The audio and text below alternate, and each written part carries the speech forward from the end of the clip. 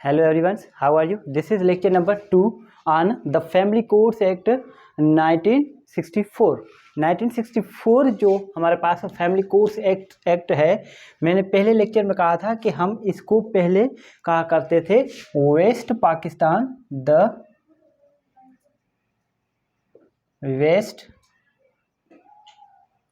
Pakistan family courts act 1964, मगर अब इसको हम वेस्ट पाकिस्तान नहीं कहते। क्यों नहीं कहते? ठीक है, अब हम इसको सिर्फ क्या कहते हैं, द फैमिली कोर्ट्स एक्ट 1964, मतलब द फैमिली कोर्ट्स एक्ट 1964। क्यों? क्योंकि ये एक अमेंडमेंट एक्ट था, फैमिली कोर्ट्स अमेंडमेंट एक्ट 1996 के अंदर एक अमेंडमेंट हुई थी, जिसके अंदर ये वेस्ट पाकिस्तान जो है इसको ओमेट कर दिया था। क्या कर दिया था? इसको ओमेट कर दिया था, मतलब इसको इससे खारिज कर दिया था। ओमेट कहें या फिर डिलीट कहें, ठीक है, उस वर्ड को डिलीट कर दिया था इस टाइटल से। आइए हम देख लेते हैं, हम सेक्शन कौन सा स्टार्ट कर रहे हैं आज हम सेक्शन जो स्टार्ट कर रहे हैं वो सेक्शन नंबर 3 स्टार्ट कर रहे हैं, इस्टेब्लिशमेंट ऑफ फैमिली कोर्ट्स, के फैमिली कोर्ट्स का बनना। इस्टेब्लिशमेंट जो वर्ड है इसका मतलब क्या है? द एक्ट ऑफ फार्मिंग, मतलब बनने का अमल। जो फैमिली कोर्ट्स है ना, उसका क्याम होना। ठीक है, आइए इसकी बेरीडिंग कर लेते हैं। सब सेक्शन 1 देख लेते हैं, section 3 sub section 1।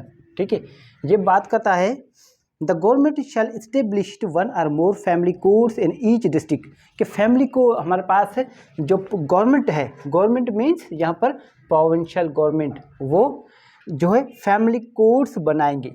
Establish means बनाना, फैमिली कोर्ट्स बनाएंगे, इस्टेब्लिश करेगी। ठीक है, किसके लिए?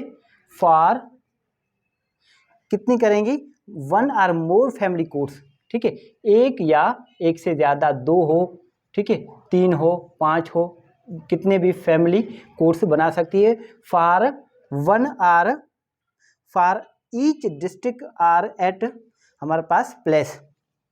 यहाँ पर क्या कहा गया है कि फैमिली कोर्ट्स बनाई जाएंगी for each district, for each district, हर एक डिस्ट्रिक्ट के लिए, हर एक सूबे के लिए, तो ज़िले के लिए। ठीक है, or at such other place or places as it may deem necessary, मतलब हर एक डिस्ट्रिक्ट के लिए या फिर इसके अलावा जहाँ भी, ठीक है, अदर प्लेस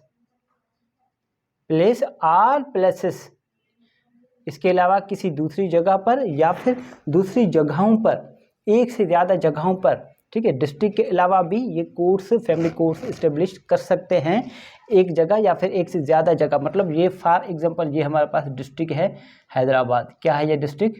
हैदराबाद। इसके लिए फैमिली कोर्ट्स बनाई गई हैं। फॉर एग्जांपल डिस्ट्रिक्ट हैदराबाद के लिए 5 फैमिली कोर्ट्स बनाई गई हैं। ये हैदराबाद डिस्ट्रिक्ट के अलावा ये एक ऐसा एक इलाका है जो कि ना के डिस्ट्रिक्ट मीरपुर में आता है, ठीक है, ना डिस्ट्रिक्ट उमरकोट में आता है, ठीक है, ना उमरकोट में आता है, ना ही किसी और डिस्ट्रिक्ट में आता, मगर एक छोटा सा दूसरा इलाका है जिसके लिए वो प्रोविंशियल गवर्नमेंट जो है और भी फैमिली कोर्ट्स बना सकती है, एक फैमिली कोर्ट्स या एक से ज़्यादा भी बना सकती है। यहाँ तक बात क्लियर है, सिंपल है। मतलब ये बनाना, कोर्ट्स बनाना, ये किसका काम है? ये गवर्नमेंट का काम है। जहाँ भी वर्ड गवर्नमेंट आ जाए तो उसका मतलब समझ लें आप कि प्रोविंशियल गवर्नमेंट, मतलब सूबाई हुकूमतें, ठीक है, हुकूमतें सूबाई। यहाँ तक बात क्लियर है। एंड अपॉइंट अ जज for each of such court, और जो भी कोर्ट्स बनाई जाएगी उसके लिए जज अपॉइंट्स होंगे। ठीक है, क्या होंगे? अपॉइंट जज। अब जज मेल्स फीमेल्स दोनों होंगे, ठीक है, मेल्स और फीमेल्स दोनों होंगे। ये एडमिनिस्ट्रेशन वर्क है, आपकी मतलब आपको इसमें कंफ्यूज होने की ज़रूरत नहीं है। सिर्फ इसलिए पढ़ा रहा हूँ कि ये बेयर रीडिंग का हिस्सा है कि ये प्रोविंशियल गवर्नमेंट की जिम्मेवारी है, वो हर एक डिस्ट्रिक्ट के लिए जो है ना वो जितनी चाहें फैमिली कोर्ट्स बनाएगा, ठीक है, और जितनी चाहें उसके लिए जो है वो जज से मुकर्रर करेंगे। ठीक है, यहाँ तक बात क्लियर है। और सब सेक्शन 3 का सब सेक्शन 2 क्या बात करता है, इसका जो है हमारे पास है सेक्शन 1(3) सब सेक्शन 1 का जो प्रोविजो है उसको भी देख लो। पहले प्रोविजो लाजमी है। प्रोविजो क्या कहता है, provided that at least one family court in each district, कि कम से कम हर एक डिस्ट्रिक्ट में एक फैमिली कोर्ट होना ज़रूरी है। शैल बी, ठीक है, मतलब जो भी family court, for example Hyderabad district के अंदर जो 5 कोर्ट से बनाई गई हैं, इसके अंदर एक फैमिली कोर्ट, मतलब सिर्फ एक। फॉर एग्जांपल हमारे पास है फैमिली जज नंबर 1, ठीक है, फैमिली जज नंबर 2, फैमिली जज नंबर 3, फैमिली जज नंबर 4, फैमिली जज नंबर 5। अब इन 5 फैमिली जज में से कोई एक जज, फॉर एग्जांपल फैमिली जज नंबर 2, ठीक है, फॉर एग्जांपल मैं एक मिसाल दे रहा हूँ, आ रही बात समझ में, shall be presided over by a women जज, ये एक जो है वुमेन जज होनी चाहिए। कौन होनी चाहिए, वुमेन जज, मतलब ये एक लेडी होनी चाहिए। ठीक है, यहाँ तक बात क्लियर है। मतलब ये मखसूस कोटा होनी चाहिए लेडीज़ के लिए कि फैमिली जज जो है एक कम से कम पूरे डिस्ट्रिक्ट के अंदर, ज़्यादा नहीं तो जो भी फैमिली कोर्ट्स आपने बनाए हैं उन सब फैमिली कोर्ट्स के अंदर कोई एक कोर्ट के अंदर कोई एक प्रिजाइडिंग ऑफिसर जो है वो जज जो है वो हमारे पास फैमिली जज, वो हमारे पास लेडी जज रहेगी। ठीक है, यहाँ तक to be appointed within a period of 6 month, जिसको आपने इस्टेब्लिशमेंट होने के बाद, जैसे कोर्ट इस्टेब्लिश्ड हुई, ठीक है, इस्टेब्लिश्ड हुई अंडर सेक्शन 3 सबसेक्शन 1 के तहत, तो फिर उसका जो हमारे पास प्रोविजो है उसके तहत जो है वो 6 महीने के अंदर, 6 महीने के अंदर एक लेडी जज को अपॉइंट लाजमी करना है। यहाँ तक बात क्लियर है। और within such period is the federal government may on the request of provincial government extend, या फिर जो है वो जो प्रोविंशियल गवर्नमेंट है वो हमारे पास फेडरल गवर्नमेंट को जैसा कि रिक्वेस्ट भेज सकती है, इसके हमारे पास टाइम पीरियड को एक्सटेंड करने के लिए कि हमें वक्त दिया जाए, हम 6 महीने के बाद जो है ना वो कर लेंगे, ठीक है, या साल के अंदर कर लेंगे, लेडी जज अपॉइंट कर लेंगे। यहाँ तक बात, तो फिर वो हमारे पास फेडरल गवर्नमेंट जो है वो टाइम एक्सटेंड कर सकती है इस बात पर। यहाँ तक बात क्लियर है। Sub section 2 section 3 sub section 2 बात करता है अ वुमेन जज may be appointed for more than 1 district, ठीक है, जब एक वुमेन जज उसको, वुमेन जज जो है लेडी जज जो है उसको एक से ज़्यादा डिस्ट्रिक्ट के लिए भी अपॉइंट किया जा सकता है। मतलब फॉर एग्जांपल डिस्ट्रिक्ट हैदराबाद है, डिस्ट्रिक्ट मीरपुर है, एक वुमेन जज है कोई भी, फॉर एग्जांपल जहाँ पर हम नाम दे देते हैं, फॉर एग्जांपल हमारे पास जज देते हैं मरियम, ठीक है, मरियम हमारे पास उमरकोट में एक लेडी जज है, फैमिली जज, ठीक है, इसका नाम दे देते हैं, इसको हमारे पास एक्स्ट्रा ऑर्डिनरी पावर्स दिए जाते हैं कि ये अमरकोट में तो है मगर मीरपुर खास में भी ये बैठेंगी, दोनों के केस सुनेंगे, मीरपुर खास और अमरकोट दोनों के। यहाँ तक बात क्लियर है। And in such cases, the woman judge may sit for the disposal of cases at such place or places in either district. अब जो वुमेन जज है ना वो कहीं भी बैठ सकती है, आइदर डिस्ट्रिक्ट, ठीक है, आइदर डिस्ट्रिक्ट, मतलब फिर चाहे अमरकोट में बैठे वो या फिर मीरपुर खास में बैठे, उनकी मर्जी है जहाँ बैठे, और जो केसेस आते हैं फैमिली मैटर से रिलेटेड उसको डिस्पोज ऑफ करने के लिए। ठीक है, जहाँ तक बात क्लियर है। एज द प्रोविंशियल गवर्नमेंट में स्पेसिफाई, जैसा कि प्रोविंशियल गवर्नमेंट जो है वो स्पेसिफाई करे। वर्ड स्पेसिफाई का मतलब आपको पता है क्या है, मतलब जैसा कि प्रोविंशियल गवर्नमेंट डिफाइन करे, फिक्स करे या फिर सेट करे, जो भी प्रोविंशियल गवर्नमेंट सेटअप बनाए उस हिसाब से वो सुनेंगे केस। यहाँ तक बात क्लियर है। सब सेक्शन 3 सब सेक्शन 3 क्या बात करता है, सेक्शन 3 बात करता है government shall in consultation with the high court, जो गवर्नमेंट है, मतलब जो प्रोविंशियल गवर्नमेंट है, वो हाई कोर्ट से मुशावरत लेने के बाद अपॉइंट एज मेनी वुमेन जज, मतलब काफ़ी सारी वुमेन जज को अपॉइंट कर सकती है प्रोविंशियल गवर्नमेंट। एज में भी नेसेसरी, जब भी ज़रूरत पड़े, जब भी एमरजेंसी हो या फिर नेसेसरी हो, समझा जाए कि ज़रूरी है। For the purpose of sub section 1, sub section 1 के मकसद के लिए। सब सेक्शन 1 क्या था? सब सेक्शन 1 था कि फैमिली कोर्ट्स बनाई जाएंगी, ठीक है, हर एक डिस्ट्रिक्ट के लिए फैमिली कोर्ट्स बनाई जाएंगी। यहाँ तक बात क्लियर है, ठीक है। उसके मकसद के लिए सब सेक्शन 3 में प्रोविंशियल गवर्नमेंट्स को पावर दिए गए हैं कि वो हाई कोर्ट से अपने प्रोविंशियल गवर्नमेंट, फॉर एग्जांपल मैं बैठा हूँ सिंध के अंदर, ठीक है, तो सिंध की जो गवर्नमेंट है वो कौन सी है? सिंध गवर्नमेंट, मतलब प्रोविंशियल गवर्नमेंट है, वो सिंध की हाई कोर्ट से, सिंध के हाई कोर्ट जो पर कराची में है, ठीक है, उससे कंसल्टेशन लेने के बाद जो है ना, वो हमारे पास काफ़ी सारे वुमेन जज से अपॉइंट कर सकते हैं सब सेक्शन 1 के मकसद को जो है वो फुलफिल करने के लिए, ठीक है। यहाँ तक बात क्लियर है। हमने सेक्शन 3 डिस्कस कर लिया, अब सेक्शन 4 की तरफ चलेंगे। उसके लिए आप पहले जो है हमारे पास है इसको नोट कर लें। अगर इसमें किसी भी किस्म का कोई सवाल हो आप मुझसे पूछ सकते हैं। जी डियर्स, नोट कर लिया आपने सेक्शन 3। अब सेक्शन 4 की तरफ चलते हैं। सेक्शन 4 बात करता है क्वालिफिकेशन ऑफ जज। क्वालिफिकेशन का मतलब क्या है? क्वालिफिकेशन मीन्स अहलियत, ठीक है, कि आपकी अहलियत क्या है, आपकी काबिलियत क्या है, एक जज होने जा रहे हैं, आपकी क्वालिफिकेशन होनी चाहिए आपकी, ठीक है। कौन सी क्वालिफिकेशन होनी चाहिए? No person shall be appointed as the जज ऑफ अ फैमिली कोर्ट, कि किसी भी ऐसे शख्स को फैमिली कोर्ट का जज अपॉइंट नहीं किया जाएगा अनलेस, जब तक he is or has been, ये मतलब ही इज मतलब ये या तो है या तो फिर रहा हो, हैज बीन, ही इज, यहाँ पर क्या वर्ड है? ही इज, ये है मतलब प्रेजेंट है, या फिर हैज बीन मतलब या तो वो रहा हो, क्या रहा हो हमारे पास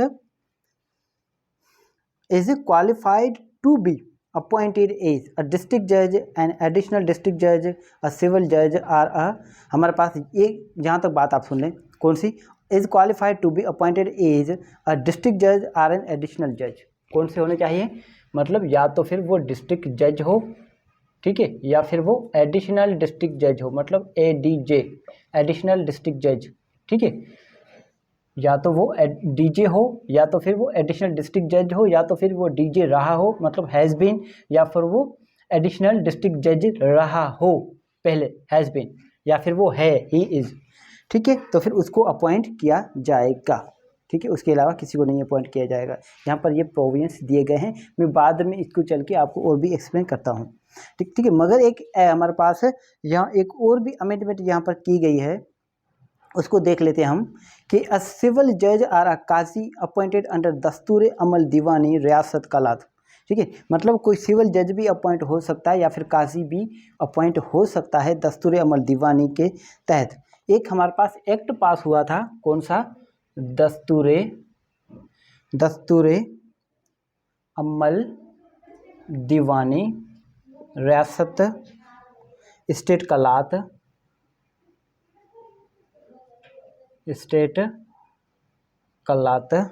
अमेंडमेंट एक्ट, स्टेट कलात अमेंडमेंट एक्ट 19 हमारे पास 89 के अंदर जो इन्फोर्स हुआ था 1990 के अंदर। ये कलात जो है एक स्टेट है, एक रियासत है बलूचिस्तान की, ठीक है। अरे बस यहाँ तक बात क्लियर है, मतलब उसके तहत भी वो अपॉइंट हो सकता है, बिल्कुल सिंपल है, यहाँ तक बात क्लियर है। यहाँ पर बात जो दी गई है दस्तूर अमल दीवानी, मतलब इसका मतलब है रूल्स ऑफ प्रैक्टिस, ठीक है, या फिर हमारे पास कोड ऑफ लॉज, यहाँ पर गया दस्तूर अमल मतलब दस्तूर मतलब रूल्स, ठीक है। आ रही बात समझिए, यहाँ तक बात क्लियर है, सिंपल है। अगर ये समझ में ना आए तो फिर आप मुझसे इसके ऊपर भी मुझसे सवाल पूछ सकते हैं जो आपको समझ में ना आए। यहाँ तक बात क्लियर है, ये आप नोट कर लें। इसके बाद हम सेक्शन 5 पर डिस्कस करते हैं। इसको आप नोट कर लें, फिर भी अगर समझ ना आए तो मुझसे पूछ लें आप। जी डियर फ्रेंड्स, तो आपने नोट कर लिया हमारे पास सेक्शन 4। सेक्शन 5 की तरफ चलते हैं। ये बात करता है ज्यूरिसडिक्शन। ज्यूरिसडिक्शन मीन्स दायरा इख्तियार, कि कोर्ट का दायरा इख्तियार क्या होगा। ये हमारे पास बात करता है subject to the provisions of the, ये हमारे पास एक ही सेक्शन के अंदर कोई भी यहाँ पर सब सेक्शन नहीं दिए गए थे, मगर ये इसको सब सेक्शन 1 जो है सेक्शन 5 का सब सेक्शन 1 जो है री नंबर दिया गया था 2002 के अमेंडमेंट ऑर्डिनेंस के तहत। ठीक है, यहाँ तक बात क्लियर है। 2002 के अमेंडमेंट ऑर्डिनेंस के तहत इसको री नंबर दिया गया है। ठीक है, तो आइए सब सेक्शन 1 देख लेते हैं क्या बात करता है। Subject to the provisions of Muslim family laws ordinance 1961, the conciliation courts ordinance 1961, इन दोनों के प्रोविजंस को नज़र में रखते हुए कि इसकी ये जो है फैमिली कोर्स ऑर्डिनेंस और कंसिलिएशन कोर्स ऑर्डिनेंस पर कोई भी असर अंदाज नहीं होगा, तो फिर and the conciliation courts ordinance 1961, the family court shall have exclusive jurisdiction to entertain, hear and adjudicate upon matters specified in part 1 of the schedule। जो मतलब इन दोनों को छोड़कर, ये जो दो लाज हैं, ठीक है, इन दोनों को छोड़कर अगर इन पर ये जो फैमिली कोड के अंदर कोई मैटर आ रहा है सेक्शन 5 के तहत, अगर जुडिशियल कोड की बन रही है, वो जुडिशियल इस हमारे पास दोनों ऑर्डिनेंस को इफेक्ट नहीं कर रहे, तो फिर फैमिली कोड को हमारे पास फैमिली कोड्स एक्ट 1964 के तहत हमारे पास एक्सक्लूसिव जुडिशियल है। एक्सक्लूसिव मतलब एब्सोल्यूटली क्या है, एब्सोल्यूटली एब्सोल्यूटली दायरा इख्तियार है कोर्ट, ये कोर्ट जो है फैमिली मैटर सुन सकती है, मगर शर्त यह है कि इन दोनों ऑर्डिनेंस को किसी भी किस्म का कोई नुकसान ना पहुँचे, इसके जो है जो भी हमारे पास रूल्स वगैरह हैं इनकी इन्फ्रिंजमेंट ना हो, इनकी वायोलेशन ना हो। अगर इनका कोई लेना देना इस जो हमारे पास सूट के अंदर नहीं आ रहा, फैमिली कोड के अंदर आप कोई सूट लेकर आ रहे हैं, वो बार्ड नहीं है मुस्लिम फैमिली लॉज ऑर्डिनेंस के या कंसिलिएशन कोड ऑर्डिनेंस 1961 के तहत, तो फिर इस कोड को जो है मुकम्मल दायरा इख्तियार हासिल है। यहाँ तक बात क्लियर है। जो भी हमारे पास शेड्यूल 1 के अंदर दिए गए हैं उनके तहत इस कोड को एक्सक्लूसिव जुडिशियल है टू एंटरटेन, हियर, ठीक है, उसको एंटरटेन करना, उसको सुनना, उसको एडजुडिकेट करना उस मैटर को, जो भी पार्ट 1 में दिए गए हैं शेड्यूल के। क्योंकि शेड्यूल क्यों कह रहे हैं, शेड्यूल 1, 2 क्यों नहीं कह रहे, क्योंकि फैमिली कोड्स एक्ट 1964 के अंदर एक ही शेड्यूल है, तो हम सिर्फ शेड्यूल कहेंगे। शेड्यूल पार्ट 1, शेड्यूल का ये पार्ट हमारे पास 1 है। इस पार्ट 1 के अंदर क्या क्या दिया गया है, किस किस मैटर को दायरा इख्तियार है इस फैमिली कोड को, जुरिसडिक्शन किन किन मैटर्स पर है। ठीक है, किन किन मैटर्स पर है, हमारे पास डिसोल्यूशन ऑफ मैरिज कि कोर्ट जो है वो किसी भी मैरिज को डिसॉल्व कर सकती है। डावर कि जो हक मेहर है वो हक मेहर भी कोर्ट जो है, अगर आपको हक मेहर नहीं मिला तो हक मेहर के लिए आप कोर्ट से रिज्यू कर सकते हैं, कोर्ट आपको दे सकती है। अगर आपका हस्बैंड आपको प्रॉपर मेंटेन नहीं करता तो फिर भी आप कोर्ट में मेंटेनेंस के लिए सूट फाइल कर सकते हैं। और अगर अगर हस्बैंड चाहे कि बीवी मेरे साथ आकर रहे, अपने जो भी इस दवाजी ज़िंदगी है, ठीक है, जो भी राइट्स हैं, जो भी हकूक़ हैं इस दवाजी ज़िंदगी के, उसको पूरा करे, तो फिर हस्बैंड जो है वो वाइफ पर सूट फाइल कर सकता है, हस्बैंड वर्सेस वाइफ। ठीक है, कि आए मेरे साथ रहे, मैं इसको मेंटेन करने के लिए तैयार हूँ। ठीक है, कस्टडी अगर लेनी हो बच्चों की, फिर भी फैमिली कोर्ट्स को जुरिसडिक्शन है। ठीक है, यहाँ पर दो चीज़ें हैं, एक गार्जियनशिप और दूसरा है कस्टडी, सिर्फ सिंपल कस्टडी। ठीक है, अपॉइंटमेंट ऑफ गार्जियन और कस्टडी ऑफ गार्जियन, वो हमारे पास कस्टडी ऑफ माइनर, दोनों में दिन रात का डिफरेंस है। और दूसरा है गार्जियनशिप, गार्जियनशिप के मैटर्स पर भी फैमिली कोर्ट्स को जुरिसडिक्शन है मुकम्मल तौर पर। यहाँ तक बात क्लियर है। अगर वो हमारे पास गार्जियंस एंड वार्ड्स एक्ट के तहत, गार्जियन एंड वार्ड्स एक्ट के तहत वो बार ना हो। मतलब जब ये फैमिली कोर्ट्स आया इसके बाद फैमिली कोर्ट्स को दायरा इख्तियार दिया गया है, मगर फिर भी आज भी हम जो है ना वो रूल्स जो अडॉप्ट करते हैं वो हमारे पास 1890 का जो एक्ट है हमारे पास गार्जियन वार्ड्स, उसके ऊपर हम जो है दारोमदार रखते हैं। ठीक है, यहाँ तक बात कीजिए। और क्या हमारे पास जुडिशन है कोर्ट को, जस्टिफिकेशन ऑफ मैरिज, कि झूठा दावा करना है कि ये मेरे हस्बैंड हैं। क्यों करते हैं ये? फॉर एग्जांपल कोई एक्स है, एक लेडी है, क्या है? लेडी है। कोई वाई है, एक बहुत बड़ी मिल्कियत का हमारे पास वारिस है इकलौता, तो ये कोर्ट में जाती है और कहती है कि ये मेरा जो है हस्बैंड है, मगर ये इनकार करता है। ये क्या करता है? डिनाई करता है। जब बात कोई डिनाई करे कि आप मेरी जो है मतलब स्पाउस नहीं है, आप मेरे कपल नहीं हैं, हस्बैंड मैं आपका नहीं हूँ, तो फिर वो कोर्ट जाएगी उस बात को तस्लीम करवाने के लिए। ठीक है, तो इसको कहते हैं हम जो प्रिटेंस करना मैरिज के लिए। ठीक है, और डावरी हम आज दहेज का सामान लेना, ठीक है, ये भी इस कोर्ट को दायरा इख्तियार है।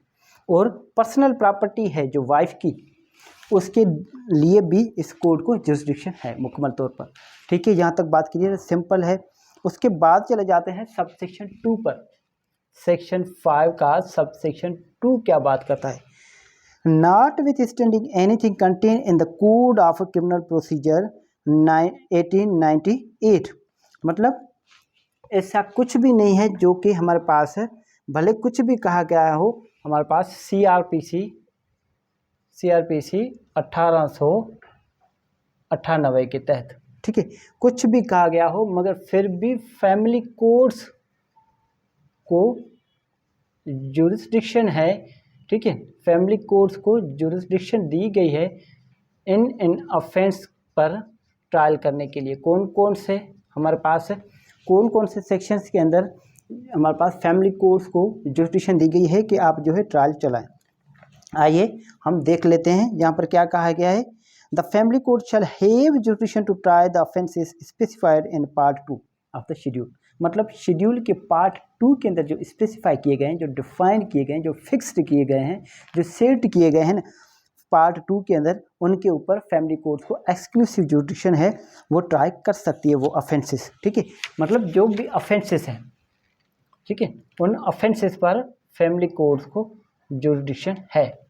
ठीक है, कौन कौन से ऑफेंस हैं आइए उसको हम देख लेते हैं एक बार। यहाँ तक बात क्लियर है? अगर यहाँ तक समझ में आ गई तो हम देख लेते हैं ऑफेंसेस।